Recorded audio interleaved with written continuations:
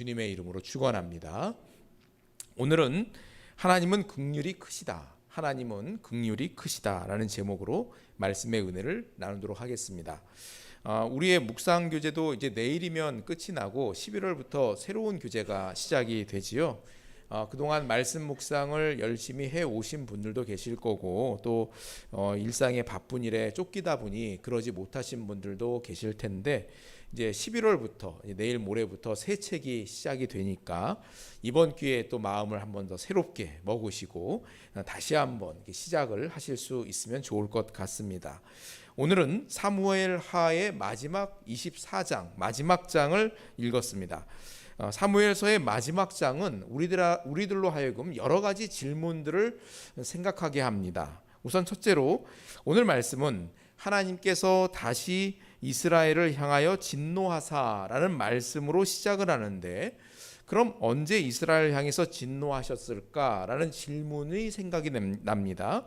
이것은 오늘 본문이 사무엘하에서 어떤 위치에 있는지 그 구조를 이해해야 알 수 있는 내용입니다. 또 두 번째로 하나님이 다윗을 충동해서 인구조사를 하게 하시고 또 인구조사를 했다고 벌을 내리시는 것처럼 보이는데 이것을 어떻게 이해해야 되는가라는 질문이 생길 수 있습니다. 이것은 하나님의 절대 주권과 인간의 자유의지의 관계를 어떻게 봐야 하는가라는 그런 부분들을 생각하게 하는 질문입니다. 또 세 번째로 다윗의 잘못으로 이스라엘의 백성 7만 명이 죽게 되는데 이건 과연 정당한 건가? 라는 질문을 할 수가 있겠지요. 이것은 과연 하나님께서는 선하신가? 라는 신정론과 관련된 질문이 됩니다. 또 네 번째로 다윗이 아라우나의 타작마당을 구입하게 되는데 나중에 이곳에 예루살렘의 성전이 세워지게 됩니다. 이것은 인간의 부족함과 죄를 뛰어넘어서 은혜를 베푸시는 하나님의 섭리와 긍휼의 어떠하심을 보여주는 그런 말씀이기도 합니다. 오늘 본문은 이렇게 많은 질문들을 우리들로 하여금 하지 않을 수 없게 만드는 그런 본문이에요. 그런데 짧은 한 20여 분 동안의 이 짧은 설교 시간에 이 네 가지 질문을 다 다룰 수는 없습니다. 그래서 오늘은 하나님의 진노하심과 하나님의 긍휼히 여기심 여기에 대해서만 함께 잠깐 살펴보려고 합니다. 우리 1절 말씀을 같이 한번 읽어보겠습니다. 여호와께서 다시 이스라엘을 향하여 진노하사 그들을 치시려고 다윗을 격동시키사 가서 이스라엘과 유다의 인구를 조사하라 하신지라. 아멘. 24장은 여호와께서 다시 이스라엘을 향하여 진노하사라는 말로 시작을 합니다. 여호와께서 다시 이스라엘을 향하여 진노하셨다라는 것은 이미 앞에서 하나님께서 이스라엘에게 진노하신 적이 있다라는 것을 전제로 하고 있는 거지요. 이 말씀의 배경을 이해하려면 이 사무엘서의 구조를 이해할 필요가 있습니다. 원래 사무엘상과 사무엘하는 한 권의 책으로 구성되어 있었는데 히브리어 성경을 헬라어로 번역을 하는 과정에서 지금같이 둘로 나누어지게 된 겁니다. 그럼 번역을 해보신 분은 알겠지만 번역을 하면 분량이 늘어납니다. 영어로 된 거를 우리말로 번역을 하면 영어 본문은 요만큼밖에 안 되는데 번역해 놓으면 2장 되고 이래요. 번역하면 분량이 늘어나게 되어 있습니다. 히브리어를 헬라어 성경으로 번역을 하니까 가뜩이나 사무엘상과 사무엘하가 한 권이었으니까 이게 얼마나 양이 많습니까? 근데 이걸 번역을 해놓으니까 더 많아지는 거예요. 근데 지금은 이 인쇄술이 발달해 가지고 이렇게 두꺼운 이 많은 성경의 내용도 한 권으로 이렇게 딱 묶어서 책으로 만들 수가 있어요. 여러분 성경에 있는 여러분 종이 이 성경책 종이를 만져보세요. 얼마나 얇고 가볍고 질긴 종이로 굉장히 잘 만든 겁니다. 그러니까 성경책 같이 이렇게 두꺼운 책을 들고 다닐 수 있도록 이렇게 편집을 해서 책으로 묶은 거는 지금까지 발달한 현대의 그런 인쇄술을 모아가지고 만들었기 때문에 이럴 수가 있는 거거든요. 그 당시는 이런 인쇄술이 없는 시대입니다. 그리고 이렇게 종이에다가 인쇄를 하는 것도 아니었어요. 그래서 양피지에다가 동물의 가죽을 이어 붙여가지고요. 길게 이어 붙여서 거기에 하나하나 글로 써 넣어서 두루마리로 가지고 있는 게 성경책이었던 겁니다.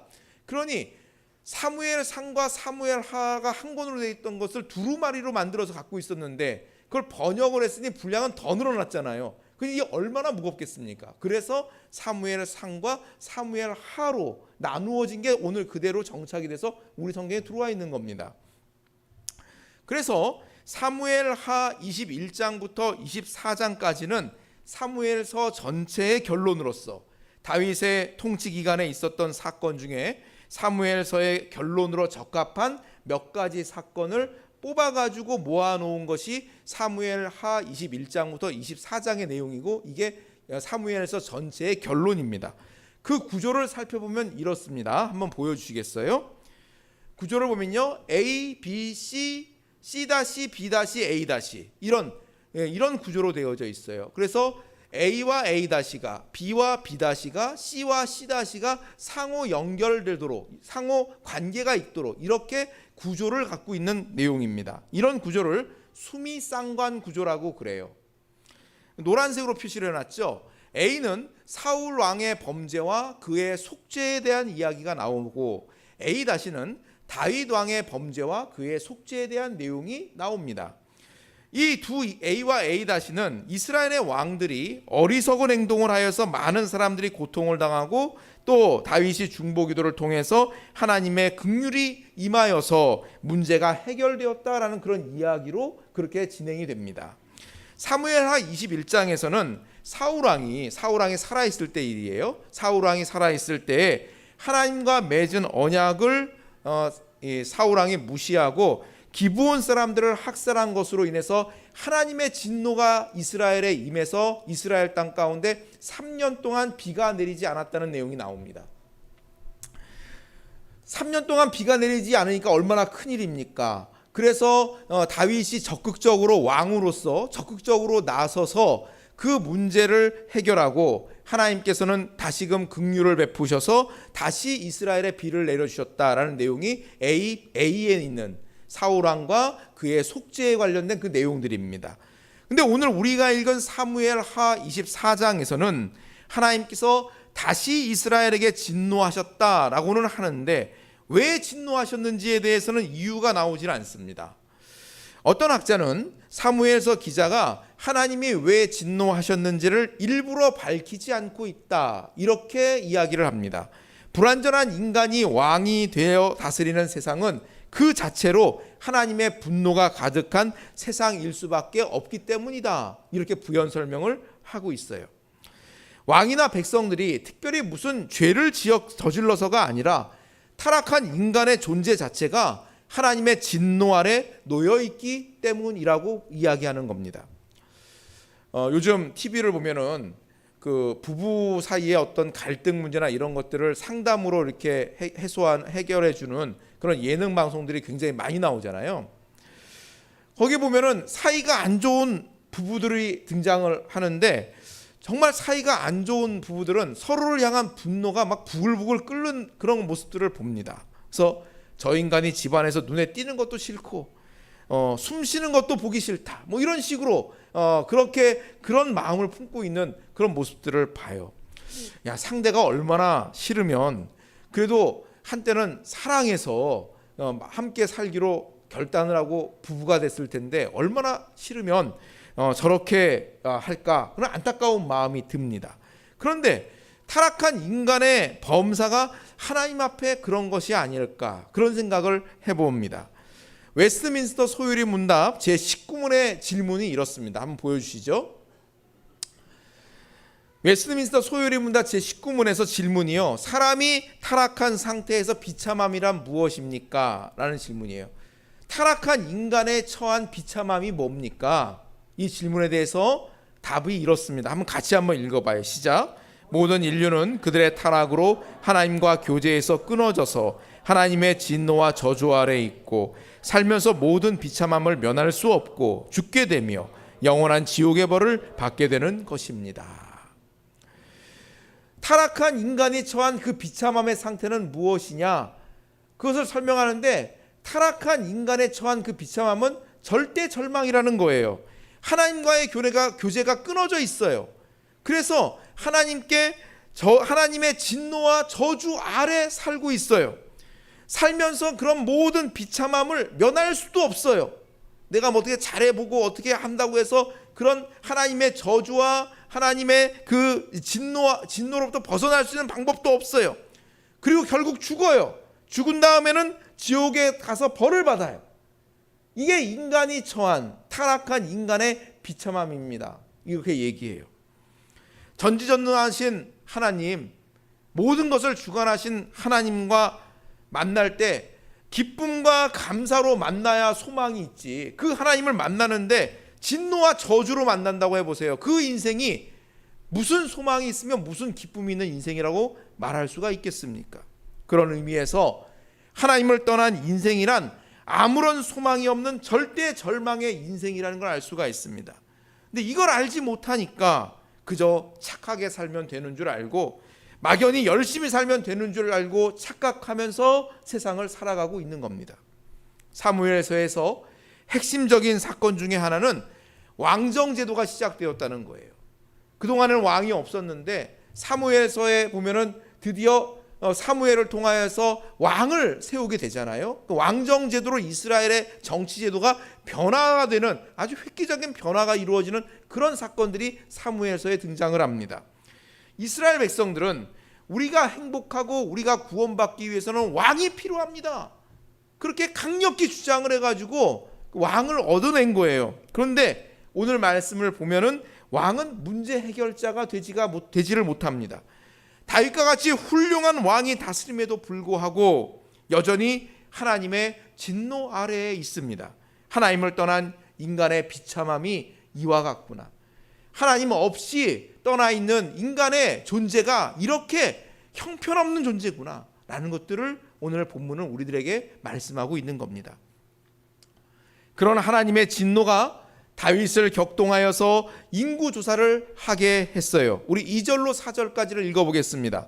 이에 왕이 그 곁에 있는 군사령관 요압에게 이르되 너는 이스라엘 모든 지파 가운데로 다니며 이제 단에서부터 부엘세바까지 인구를 조사하여 백성의 수를 내게 보고하라 하니 요압이 왕께 아뢰되 이 백성이 얼마든지 왕의 하나님 여호와께서 100배나 더하게 하사 내 주 왕의 눈으로 보게 하시기를 원하나이다. 그런데 내 주 왕은 어찌하여 이런 일을 기뻐하시나이까 하되 왕의 명령이 요압과 군대 사령관들을 재촉한지라. 요압과 사령관들이 이스라엘 인구를 조사하려고 왕 앞에서 물러나. 아멘. 구약 성경에서 인구 조사는 주로 구인의 수를 확인하여서 군사력을 가늠하거나 혹은 세금을 부과할 목적으로 시행을 해왔습니다. 율법은 특별한 경우에 인구 조사를 허락하고 있어요. 그럴 경우에 인구 조사를 한 각자가 속죄하는 속전을 성전에다 내도록 그렇게 율법이 명시를 하고 있습니다. 근데 다윗이 이 규정들을 지키지 않고 그냥 인구 조사를 해버립니다. 그리고 이걸 통하여서 자신의 권력을 강화하려고 하는데 이 모든 것들은 결국 하나님을 향한 불신앙적인 태도라는 것을 말씀하고 있는 거예요. 9절과 10절을 읽어보겠습니다. 요압이 백성의 수를 왕께 보고하니 곧 이스라엘에서 칼을 빼는 담대한 자가 80만 명이요 유다 사람이 50만 명이었더라. 다윗이 백성을 조사한 후에 그의 마음에 자책하고 다윗이 여호와께 아뢰되 내가 이 일을 행함으로 큰 죄를 범하였나이다. 여호와의 이제 간구하옵나니 종의 죄를 사하여 주옵소서. 내가 심히 미련하게 행하였나이다 하니라. 아멘. 자, 여기서 왜 다윗이 인구조사를 했는지 그 목적이 나오는데 결국 뭐였어요? 군사가 될 만한 사람, 칼을 뽑아서 군사로 써먹을 수 있는 사람이 몇 명이 되는가, 자신이 갖고 있는 군사력이 얼마나 되는가, 이거 확인하려고 했다는 것이 나타나잖아요. 다윗은 인구조사를 하고 나서야 자신의 잘못을 깨닫고 하나님 앞에 그것을 인정하고 고백을 합니다. 그것이 하나님을 향한 불신앙이라는 거예요. 이스라엘이 군사력 갖고 전쟁을 하는 나라가 아닌데 하나님의 도우심으로 이스라엘 백성들이 싸우는 나라인데 군사력을 믿고 군사력을 의지해서 자신의 안전을 도모하려고 했던 것이 다윗 왕이 가졌던 불신앙적인 태도라는 거죠. 그 죄로 말미암아서 하나님의 심판이 전염병으로 임하는데 이스라엘을 덮쳐서 7만 명이나 되는 이스라엘 국민들이 죽게 됩니다. 왕이 죄를 범함으로 백성들이 병듭니다. 이것은 연좌제식으로 심판이 임한다는 그런 의미가 아니라 죄의 파괴력을 우리들에게 가르쳐 주는 거예요. 죄는 죄 지은 사람만 파괴하는 것이 아니라 주변에까지 영향을 미칩니다. 부모의 범죄로 인해서 자녀들이 어려움을 당할 수 있습니다. 목회자의 범죄가 교회 성도들의 신앙을 병들게 할 수 있습니다. 위정자들의 잘못으로 인해서 국민이 고통을 당합니다. 지도자가 잘못될 때에 그로 말미암아서 모든 사람이 어려움을 겪는 일들은 너무나 자명한 것 아니겠습니까? 우리가 지도자를 위해서 기도를 쉬지 말아야 되는 이유가 바로 이것입니다. 리더십이 잘못되면 그 위험과 위기가 고스란히 따르는 사람들에게로 돌아오기 때문입니다. 우리 디모데전서 2장 1절과 2절을 읽어보겠습니다. 그러므로 내가 첫째로 원하노니 모든 사람을 위하여 간구와 기도와 도구와 감사를 하되 임금들과 높은 지위에 있는 모든 사람을 위하여 하라. 이는 우리가 모든 경건과 단정함으로 고요하고 평안한 생활을 하려 함이라. 아멘. 사도 바울이 성도들에게 첫째로 권하는 것이 무엇입니까? 모든 사람을 위하여 기도를 하되 특별히 지도자들을 위해서 기도하십시오. 이렇게 얘기합니다. 지도자들이 특별해서가 아니라 그들이 잘해야 우리가 평안히 신앙생활할 수 있기 때문입니다. 그들이 잘못하면, 그들이 잘못 판단하고 잘못된 선택을 하면 그 피해와 고통을 우리가 당하게 되고, 그럼 우리가 하나님을 온전히 따르고 믿을 수가 없습니다. 그러니 우리가 신앙생활을 평안하게 하기 위해서라도 지도자들을 위해서 기도하십시오. 그걸 얘기하고 있어요. 지도자의 위치에 있는 사람의 실수와 실패는 그 사람의 몫으로 끝나지 않습니다. 그거는 작게는 교회도 마찬가지고 더 작게는 가정도 마찬가지예요. 그러니까 부모가 깨어 있어야 됩니다. 부모가 깨어 있어야 돼요. 하나님 앞에서 똑바로 앞을 보고 나아갈 수 있어야 돼요. 혼자의 잘못으로 혼자만 망하는 게 아니라 가족의 가장으로서, 어머니로서 나 한 사람이 바로 서지 못하면 그러면 그 피해를 가족 구성원들이 함께 겪기 때문에 그래요. 한 배를 타고 있기 때문에 그래요. 그래서 깨어 있어야 되는 겁니다. 우리 17절 말씀을 같이 읽어보겠습니다. 다윗이 백성을 치는 천사를 보고 곧 여호와께 아뢰어 이르되 나는 범죄하였고 악을 행하였거니와 이 약물이는 무엇을 행하였나이까? 청하건대 주의 손으로 나와 내 아버지의 집을 치소서 하니라. 또 24절과 25절을 읽어보겠습니다. 왕이 아라우나에게 이르되 그렇지 아니하다. 내가 값을 주고 내게서 살이라. 값없이는 내 하나님 여호와께 번제를 드리지 아니하리라 하고 다윗이 은 50세겔로 타작마당과 소를 사고 그곳에서 여호와를 위하여 제단을 쌓고 번제와 화목제를 드렸더니 이에 여호와께서 그 땅을 위한 기도를 들으시매 이스라엘에게 내리는 재앙이 그쳤더라. 아멘. 다윗은 자신의 죄로 인해 고통당하는 백성들을 보고 기도하지 않을 수가 없었어요.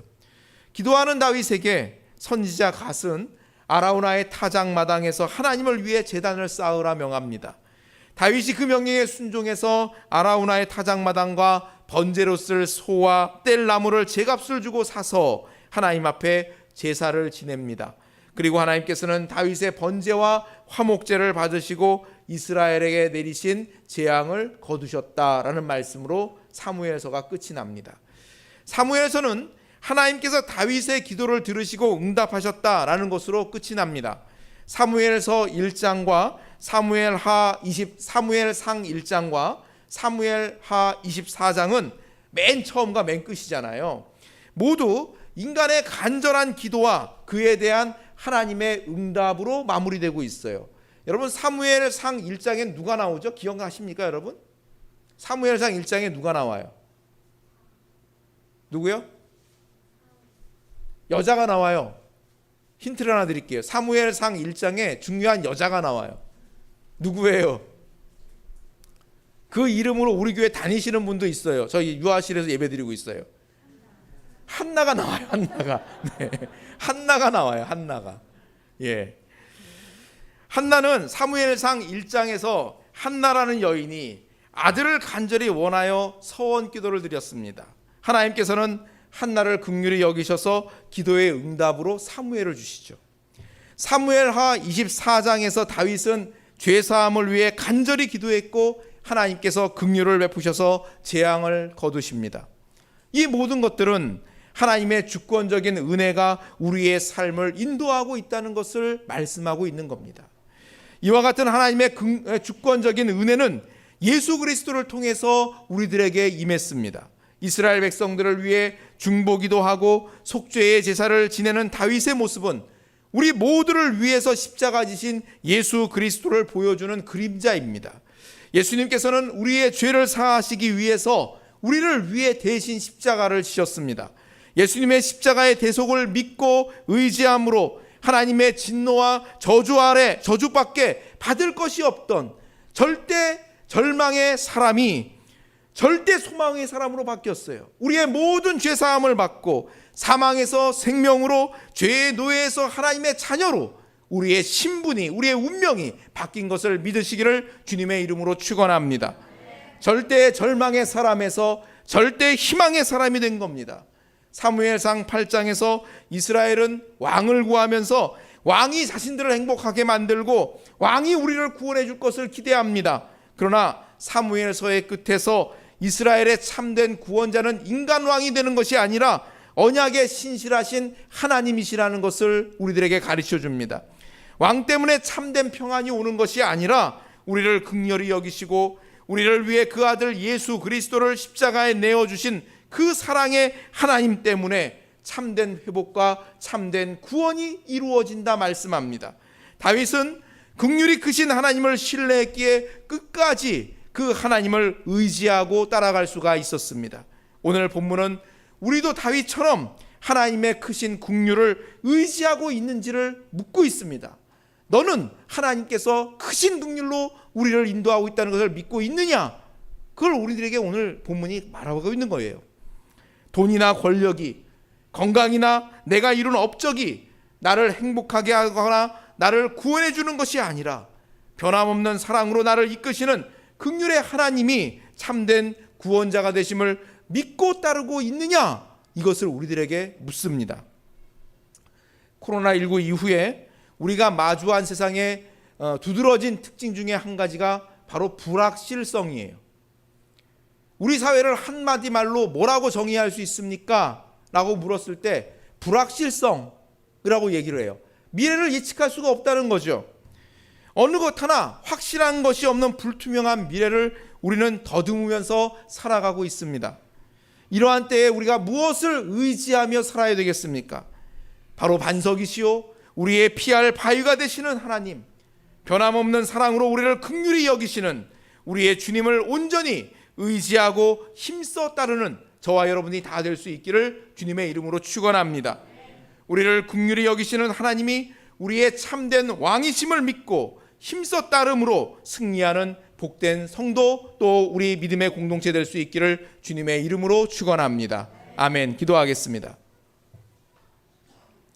말씀을 기억하고 우리 합심하여 통성